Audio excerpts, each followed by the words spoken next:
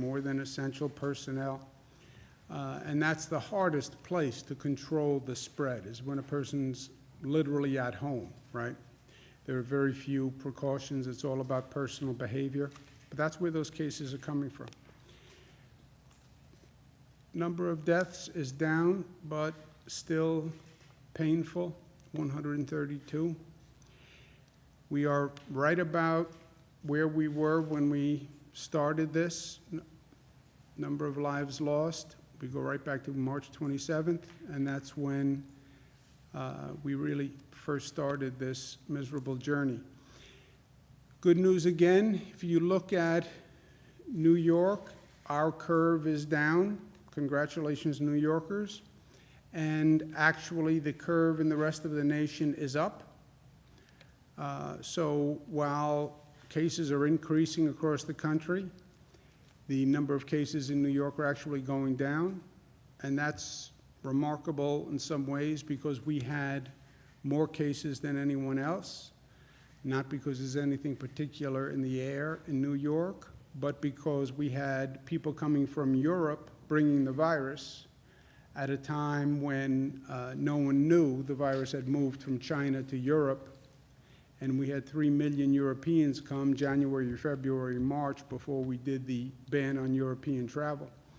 And those flights came to the East Coast, and they landed at JFK Airport, which was one of the funnel airports, if you remember. So the problem had nothing to do with us, but we were then tasked with resolving it, and New Yorkers stepped up to the plate and have done a great job.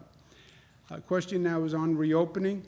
We're going to open half the regions in the state today, 5 regions out of 10. They are the regions that meet the numerical criteria. There's no politics to this judgment. There's no arbitrary nature to this judgment. It's all on the numbers. 7 criteria, which basically measure the infection rate, hospitalization rate, testing rate, et cetera, and that's how the decision is made. For those regions that don't qualify to open today, we're extending what's called the New York Pause Order, which is the close down of services and institutions that have been closed down. If a region hits its benchmark at any time, regardless of the pause order, then that region can open. We're opening phase 1 in those 5 regions today. Just some points on each of those industries. Residential commercial construction will open, indoor construction and outdoor. Masks must be worn by employees when they're 6 feet from one another, so they must all have masks. The employer must provide the masks, any gloves, any equipment that the employees need on that work site must be provided by the employer. There's no congregate meetings. For retail businesses, curbside pickup starts. The employee and the purchaser in the vehicle must be wearing a mask. Anyone in the vehicle must be wearing a mask. Gloves are preferred, but they're not mandated. And the employer, the store owner must make hand sanitizer available. If curbside pickup is not practicable, then in-store pickup is available, but it is in-store pickup. It is not in-store shopping. It's in-store pickup because curbside is not practicable, requires ordering ahead, social distancing in the store, no more than 50% maximum occupancy of that store for people coming there to pick up. Patrons must wear a mask, store employees must wear a mask, gloves are preferred, hand sanitizer has to be made available. For an individual's behavior, people ask, well, what am I supposed to be doing as an individual? I'm not a store owner. I don't work construction. I understand as an employee what my requirements are, but just what do I do in normal life? When you're in public and you're within 6 feet of another person, wear a mask. That is a requirement. Curbside or in-store pickup, wear a mask and socially distance. Store owners should not let you in the store for an in-store pickup if you don't have a mask.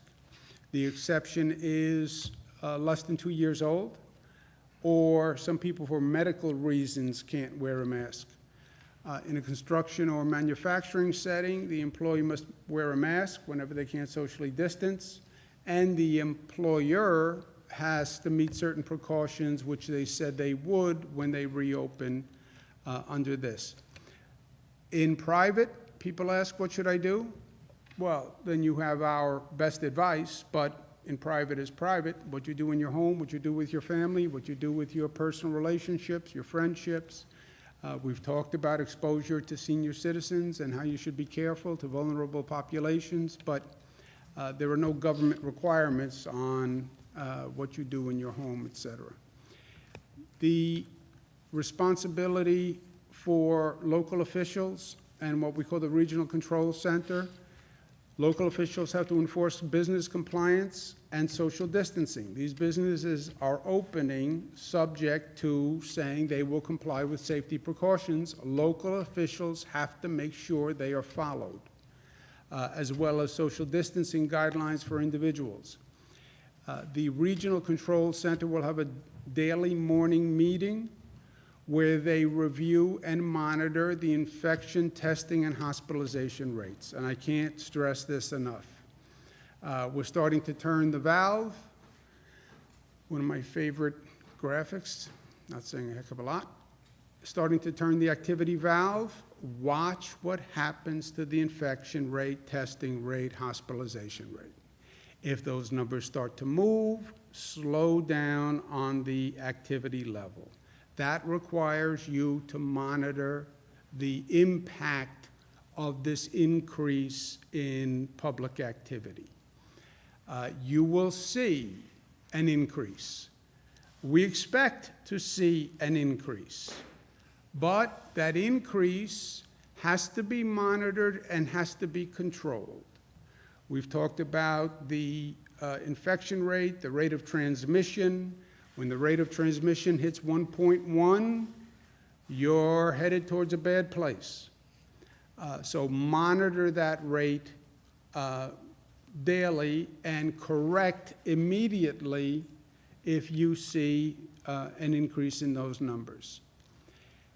Beaches, we've talked about coordinating with other states, and this has happened in other parts of the country, other parts of the world also. We are one multi-state region. What one state does will affect other states. That is probably nowhere more clear than when it comes to opening beaches. One state doesn't open beaches, another state does open beaches.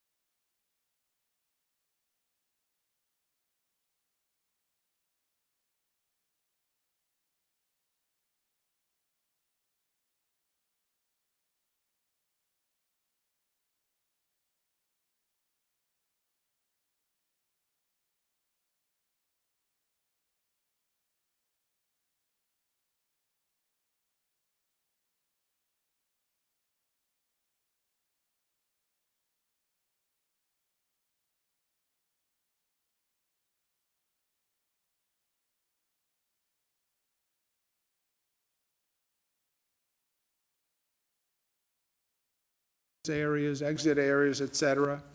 No group contact activities, no volleyball, no football, nothing like that.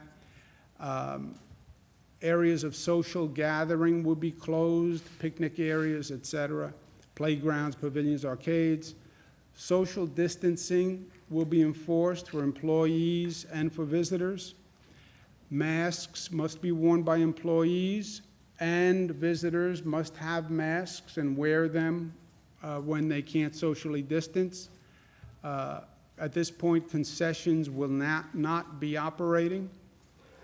We don't want long lines of people waiting on concessions for concession stands, and we'll ensure that staff levels are adequate to enforce these measures. On the beaches that are controlled by cities, towns, counties, municipal beaches, municipal lakes, the local government can decide to open or stay closed. If they choose to open, they must adopt the state's requirements at a minimum, and the chief executive can decide to do that. If they want to impose additional requirements above and beyond the state requirements, they are free to do that. That will be done by a home rule message, and those decisions should be made by the locals by Wednesday, May 20th, so we can plan accordingly. If a locality doesn't open beaches, we need to know that, because then we'll have more demand on the state beaches in that area. If they do open beaches, we need to know that also, just to understand the flow, the traffic, and where we have to staff up. Again, state beaches will be open on Friday before Memorial Day. Last point, reopening must be smart, and we have to keep this in focus. Remember, learn from the lessons that are around us. We've seen other countries open. We've seen cities open. We've seen them then close because the activity level went up too high, too fast. We see countries like Germany that are reopening, but they're seeing that infection rate go up, and they're monitoring it very closely. We expect the rate to go up, but it has to go up at a rate that we can control, right? And the risk is the activity level increases quickly, and then the virus spreads quickly. You overwhelm the health system, et cetera. So this has to be monitored very closely. A lot of it is going to fall on the local governments, and we need them to really step up here on the compliance for businesses and for individuals. The testing and tracing is one of the key monitors on that dashboard. They all meet the minimum testing and tracing requirements, but they have to do it also, and it has to be done every day, and that is a logistical, operational challenge. We're working with them to do that, but that has to be done every day. And the monitoring of all the indicators, again, and quick reaction. These indicators will be online for everyone, not just for local governments. They're on the website. I would suggest everyone look at them for their county, their region, so they know exactly where they are every day. They're updated daily. And how this goes is up to all of us. Stone to stone across the morass, as my father used to say. You're going through a morass, and we are in a morass. There's no doubt about that. Find a stone, find firm footing, and step onto that stone. Then you find the next stone, then you find the next stone. That's what we've been doing. This reopening is the most data-driven, fact-specific, science-driven reopening that has been done, period. It's all about the numbers and the facts. That's right. Second stone is, now you start to reopen, do it intelligently and do it with discipline and not with emotion. And government has to be there and government has to perform. But to be up to all of us, it means it has to be up to each of us at the same time, right? And that is very important here, that each of us understands our responsibility. And that's how this has worked from day one. Government, government, government. It's not about government. It's about what people have decided to do in this situation. How did we bend that curve? When they write the history books, they're going to write about how New York turned that curve. And that was done by New Yorkers. It was not a governmental act. No government could tell 19 million people, stay at home, don't go to work, wear a mask, socially distance. That's not government action. That's social action. Those are people who choose to do the responsible thing, I think, because we gave them the facts. But they reacted intelligently. They responded responsibly. And we have to continue that. You know, with this virus, I just want to say on a personal level, and I want to make sure everybody understands this, the facts here have been changing, and the facts have only been getting more negative. This started that it was only going to attack vulnerable people, seniors, people with comorbidities. I was speaking to a doctor today about a young person who passed away of a stroke from COVID. No underlying conditions, nothing else. It was a stroke, no respiratory illness. Well, what happened? Well, apparently the virus can affect the heart and the liver and other organs besides the lungs, and we didn't know that. Children weren't going to be infected, well, except now we're studying 100 cases where children are in fact affected by the virus, and some of them very serious. And that 100 cases, I'll wager that's going to only go up, and it's going to be much more widespread than anyone thinks. So the amount of personal responsibility here to keep oneself safe, to keep one's family safe, I cannot stress highly enough. Do not underestimate this virus, and do not play with this virus. I can be asymptomatic and not know that I have the virus, but I can put my hand down on this table today. You can come touch this table 3 hours from now and pick up the virus. I can walk into a store to pick up a package, not know that I have the virus. Put my hand on a stainless steel counter. You can come in the store the next day, put your hand on that counter, and pick up the virus. I don't care how diligent the store owner is and how many masks you wear. That's how powerful this virus is. Well, it's only old people. No. Tell that to the families who have an 8-year-old and 7-year-old in the hospital. Tell that to the 21-year-old girl's family, where the 21-year-old girl passed away. Everyone is vulnerable to this virus. Everyone. And government can't keep you safe. Only you can keep yourself safe. But when you keep yourself safe, and I keep myself safe, that's the way we keep all of us safe. That's the story of life, and that's the story of where we are today, and that's the story of being New York tough, which is tough, but it's smart and united and disciplined, and it's being loving and responsible for one another. Questions? We've talked a lot about nursing homes and the spread in nursing homes. It's recently been brought to our attention that there are a high number of cases in OPWDD group homes. These are group homes for the disabled across the state. OPWDD says they have almost 2,000 cases now in group homes and 324 deaths. A staff member contacted me saying that they're concerned about the policy in the group homes. First of all, the staff are telling me that they're being moved around to different homes, and we know a lot of the homes have had COVID. So they're afraid that, I guess there's a staffing shortage, and so the nurses and the staff in there are being moved around. That is one protocol that they brought to your attention. They also are concerned because they're having problems social distancing in this community, and it's a very high-risk community. What is your response? We've also heard from family that are saying they just don't feel, they are not feeling like this community of the disabled is getting attention.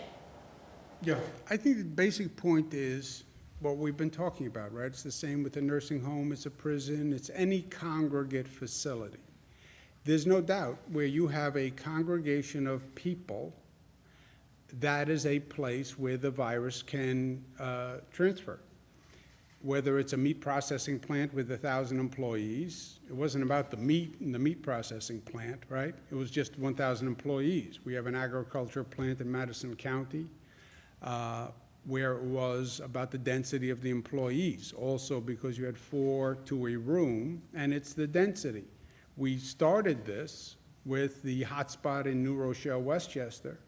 Before they even called it a hotspot, it was the first one in the country. It was one person, super spreader, new term, who was with a couple of hundred people at a gathering, and dozens got sick. So the congregate facilities of people, that's all it is. It's just wherever you have a density, a gathering of people, that is a problematic area. Nursing homes worst, but if you have a community group home and you have 6 people living in a house, that is a place where you want to watch. Now, 6 people in a house is not as bad as, 1,000 people in a prison or 300 in a nursing home. But any place where you have a gathering. On the moving of staff, I don't know if that's right or wrong or normal operating procedure or not, but we can check. But I just don't know. Governor, how many tests a week will New York need to get to test all nursing home staffers and essential workers? And on the nursing home staffing questions, does New York have the current capacity to test as many nursing home staffers as you're requiring them to do? And if not, how will your administration make sure there's the capacity to get there? And when has the president fulfilled his end of the bargain when he told you that he was going to be helping with the supply chain issue for testing manufacturers? Okay, it's a lot there. Let's unpack it one at a time. I don't know the policy at OPWDD, but we'll check what the staffing policy is, and we'll check if there was a change. On the testing, we're doing more testing than any state in the United States. We're doing more testing per capita than many countries on the globe. And we're ramping up dramatically and quickly. We have to test staff in nursing homes. We have the most aggressive requirement, I understand that, 2 tests for every staff member per week. And that is the most aggressive, but this is the most vulnerable population. Testing is much more available than it's ever been in the state. There are parts of the state where we have more testing capacity than people are using. We have drive-throughs, drugstores that are performing tests who say they don't have enough clients coming in, believe it or not. We're getting more testing kits. We're sending about 120,000 out to nursing homes now. So it is something we have to do, and we will do. But we need, this is one of those situations where it's never been done before. It is very hard to do, but we have to do it, and we will do it, just like we have done all across the board. As far as what the federal government is doing, the federal government is helping the supply chain for the national manufacturers. The way this works is the end user, is let's say a nursing home or a drive-in or a pharmacy, they are implementing the test. They purchase the test from a national manufacturer, and they purchase the machine from the national manufacturer. There are a number of machines, and depending on the machine you purchased, you need the test kit that works for that machine. So it starts to get complicated because you can have 6 or 7 different types of machines that you bought. Each machine has its own test kit. It's like when you buy a printer and then you have to buy the cartridge for that printer. And some of the national manufacturers can't provide test kits. They're just overwhelmed in the test kits. And the federal government is working on those supply chain issues for those national manufacturers.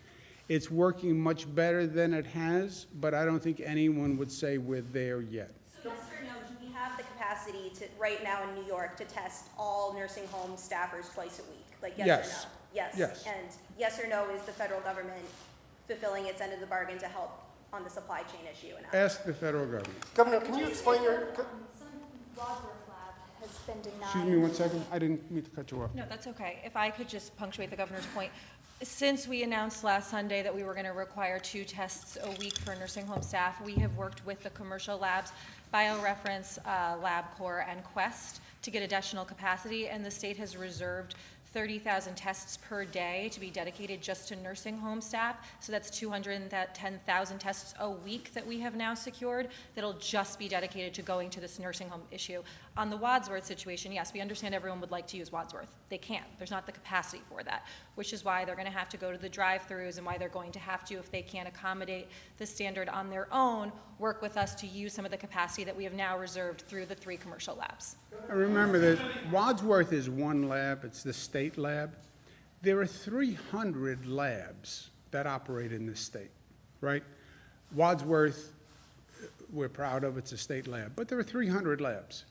And we need all 300 labs operational to meet this volume. The only way you get the volume up this high is all those labs are at maximum capacity. No one lab could come anywhere near that.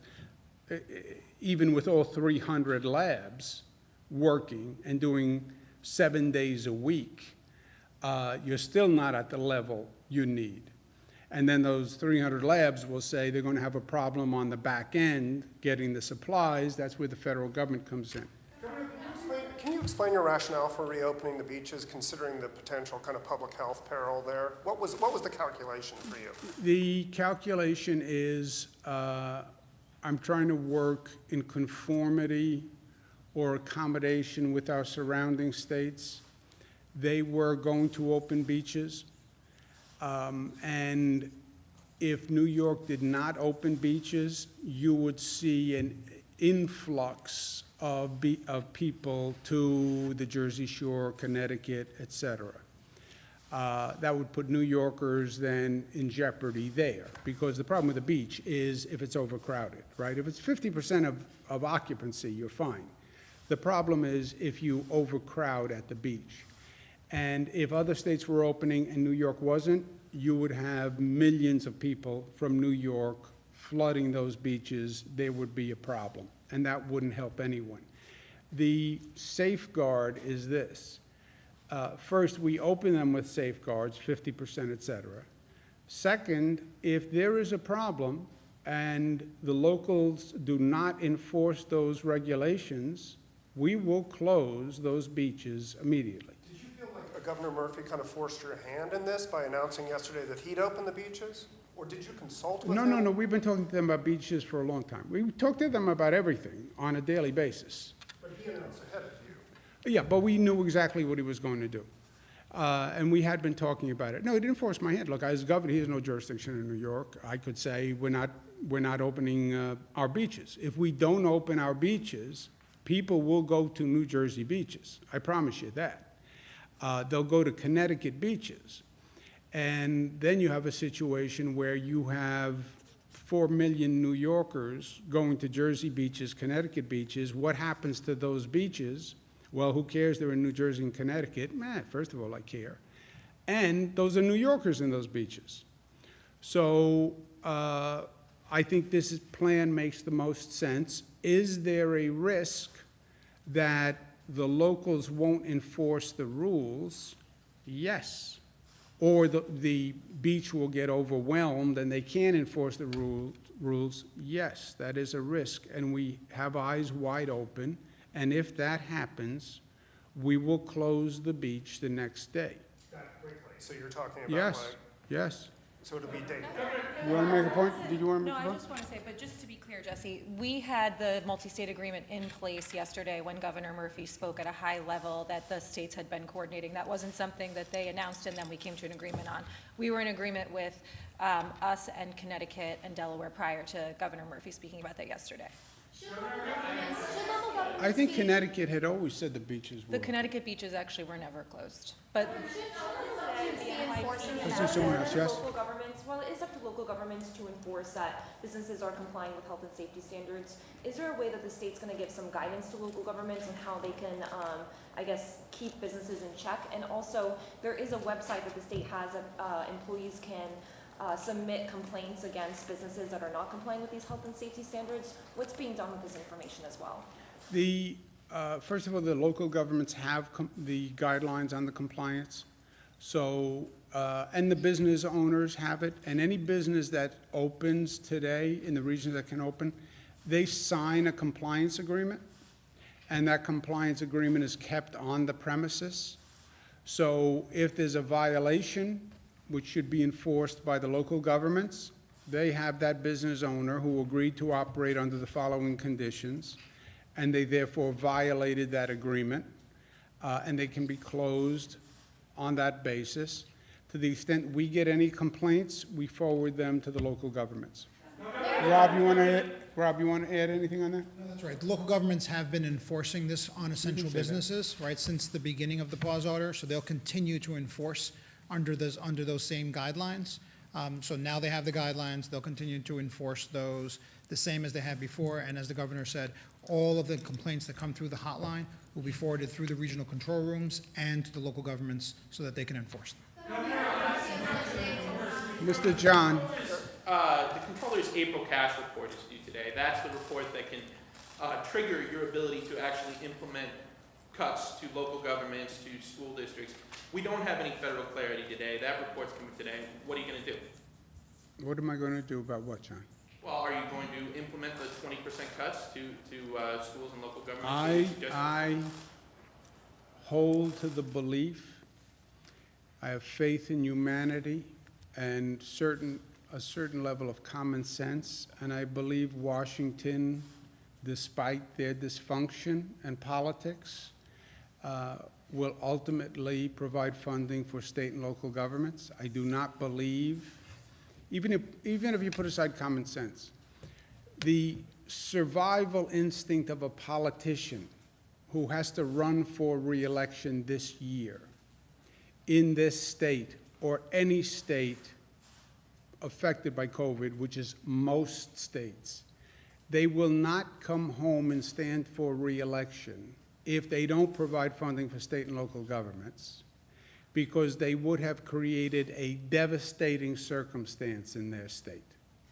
If we have to cut schools, police, fire, hospitals, because Washington didn't provide reasonable funding when they did bail out millionaires and billionaires and rich corporations, but they're not going to fund police and fire, I don't think any Washington official is going to come home and present that case to the people they represent. So I believe we will receive Washington funding due to the survival instinct of political officials. Go ahead, John. You have to make a decision on your own at some point. I mean, what's your drop-dead date for making a decision? What is the drop-dead date? So the budget that was enacted had, the first benchmark was the controller's cash report that, as you mentioned, comes out today.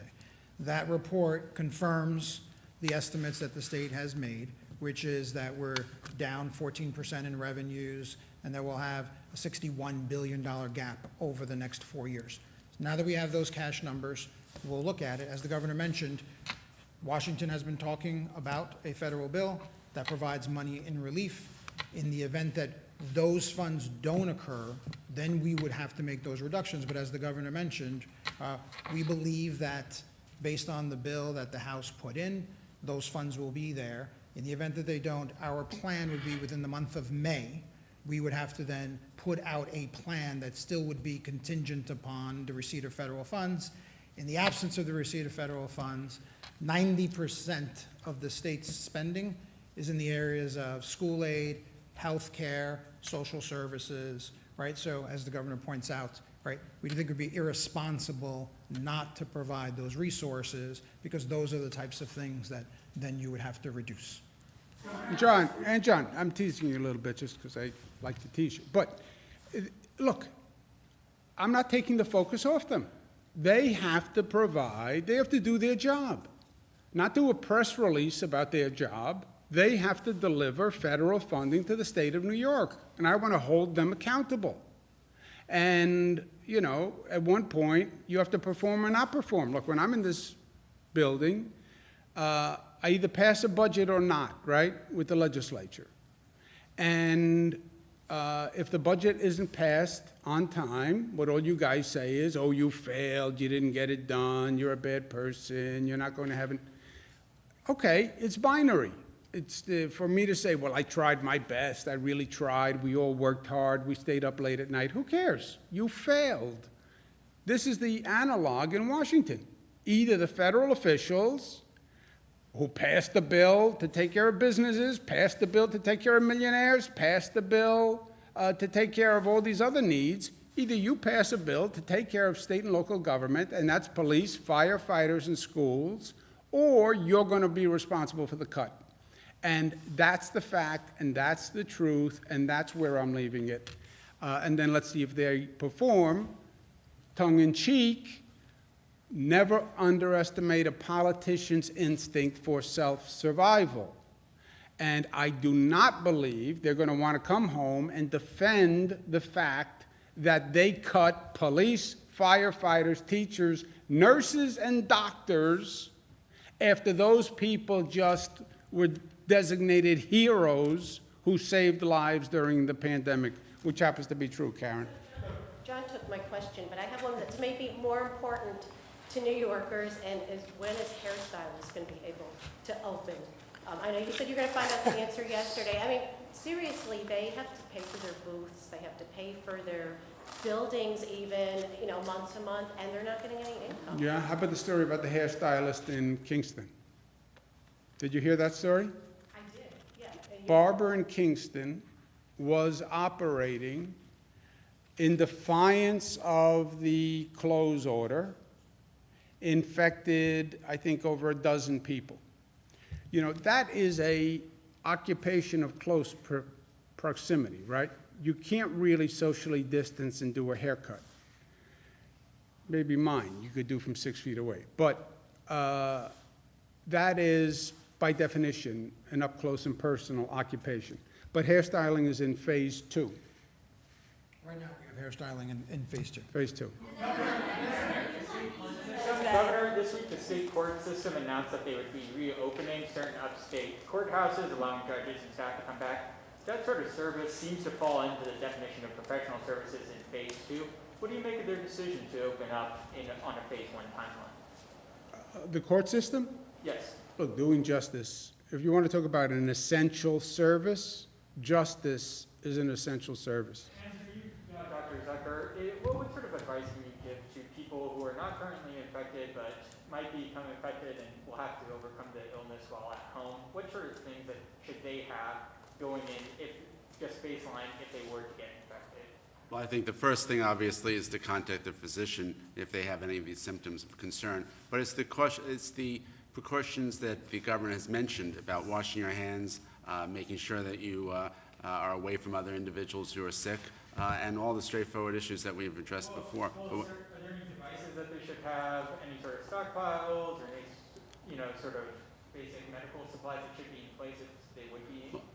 Well, I think the real issue here is each person's a little bit different. If somebody has a medical condition that their doctor recommends that they are taking certain medicines, they should be sure that they have their medicines, enough medicines on hand or supply. If there's other devices that they use, some people use spirometers or to check if they have asthma. They should have those in supply. So it really is tailored to each individual. But the overall precautions they should take are the things we've spoken about all along.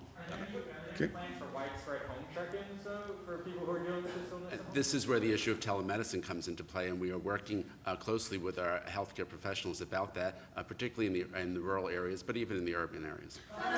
Editorial comment on the last question. When you ask a doctor what is the first thing someone should do when they feel ill, the answer is always going to be call the doctor. Dan, one last one. Dan, did you have your hand up? Are you talking to me? I'm sorry. Yeah. Somebody had their hand up. Governor, why aren't you social distancing?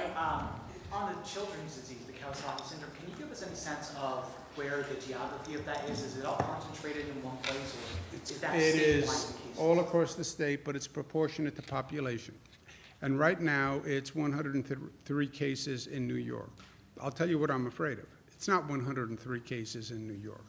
It's just that we have seen it first. And it was deceptive the way it presented, because COVID, they were all looking for respiratory illnesses. This is not a respiratory illness. This is an inflammation of the blood vessels. So it did not look or smell like a COVID case.